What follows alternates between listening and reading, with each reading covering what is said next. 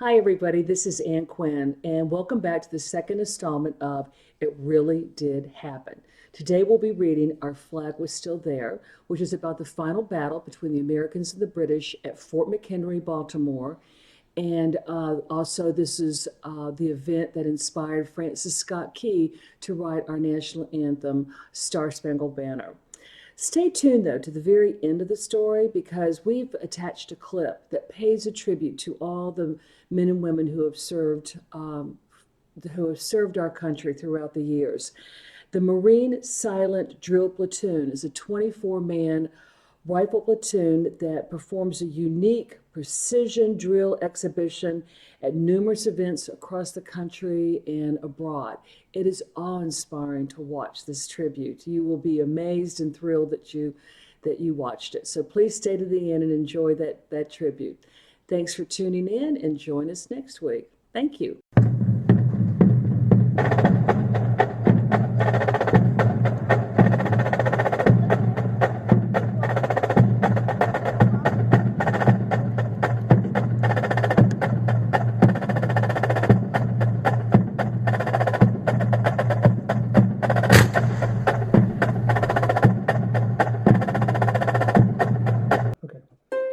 Our story this week is called The True Story of Mary Pickersgill and the Stars Spangled Banner. Our Flag Was Still There. It was written and illustrated by Jessie Hartland, and the publisher is Simon & Schuster Books for Young Readers. The War of 1812 was a military conflict between the United States and Great Britain over borders and international trade. It lasted 3 years. By the war's end, the issues had been resolved, peace was returned, and no borders were changed. But this story begins with the year of 1813. Only 30 years had passed since America's 13 colonies fought long and hard for independence from Great Britain, and we wanted to be free. But in 1813, we were once again at war with England, the world's most powerful nation, and the British were on their way to capture Baltimore, a thriving port city near the nation's capital. The British are coming! The British are coming! It was another muggy June day in Baltimore, and there stood Major George Armistead, ready to lead American troops to defend Fort McHenry. In the days before internet, phones, television, and radio, messages were sent by flags. Ships communicated with one another by spelling out words with the flags, and some wordless flags used images to convey meaning. Major George Armistead wanted to send a big message to the British. This land belongs to America. He wanted a flag that was 30 feet by 42 feet. Who could make such a flag? Lucky for George, not far away lived Mary Pickersgill. Mary had learned the flag-making trade from her widowed mother, who had also made blankets and uniforms during the Revolutionary War. By now, Mary was widowed herself. She owned and ran her own business, and she had help from her mother, daughter, 2 nieces, and an indentured servant. Were Mary and her team up for the job? It's big and it's a rush. It's a big rush. Can you do it?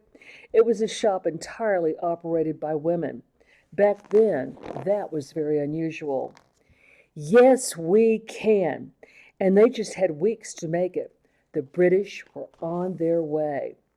Day and night, night and day, the women worked together.